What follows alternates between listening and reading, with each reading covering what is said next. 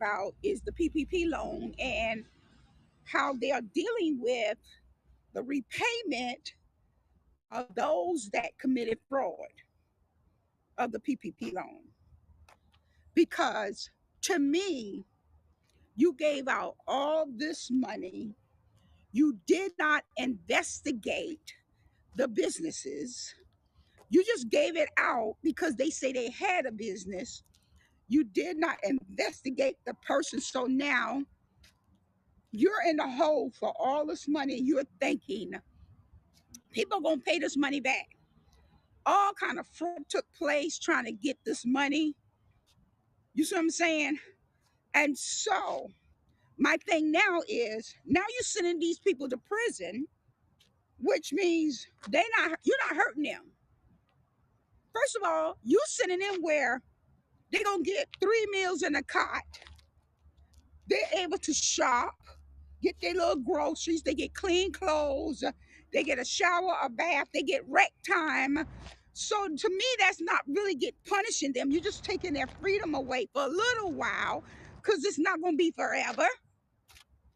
And then in the end, when they get out, they still got to pay this money back. But guess what? They ain't got that money to pay back because now they have got a felon. They can't get a job.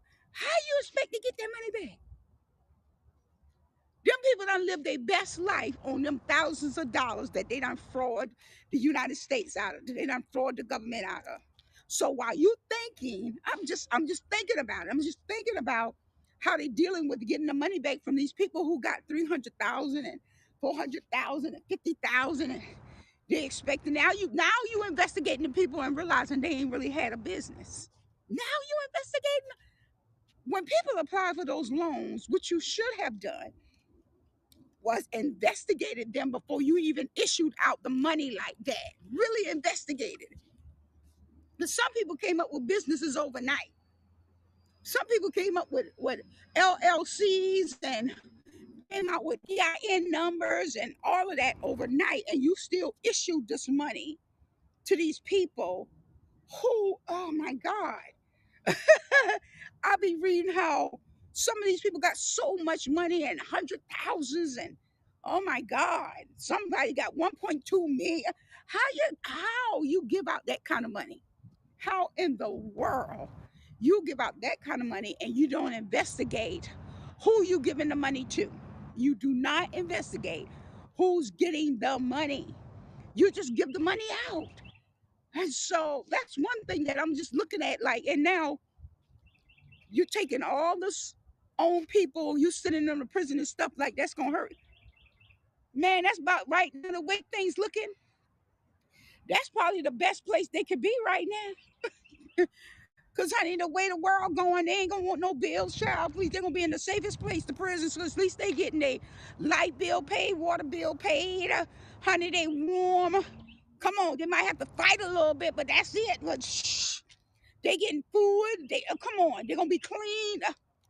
You're really not really doing no damage to these people by putting them in prison. It's no real damage by putting them in prison.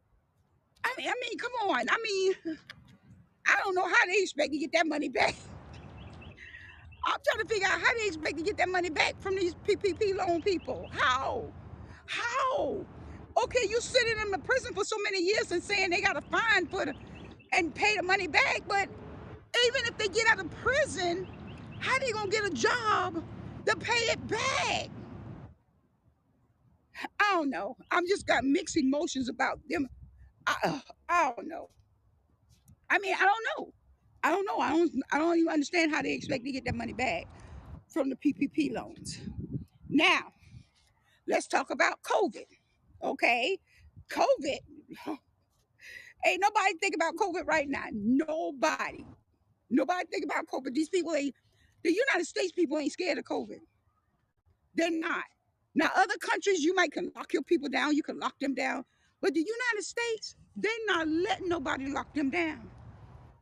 American people just ain't gonna let no. They went for it the first time because they was kind of bullied into being locked down, you know.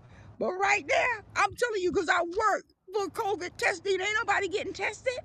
No, child, People ain't studying that no more. Now they can't really push the shot because ain't nobody. Pfizer done took theirs off the. American people ain't gonna go but so far. You can't bully them but so far into doing anything. So COVID is out the window. COVID is out the window. You know, they ain't got that. So now they got the war in Ukraine. The war in Ukraine.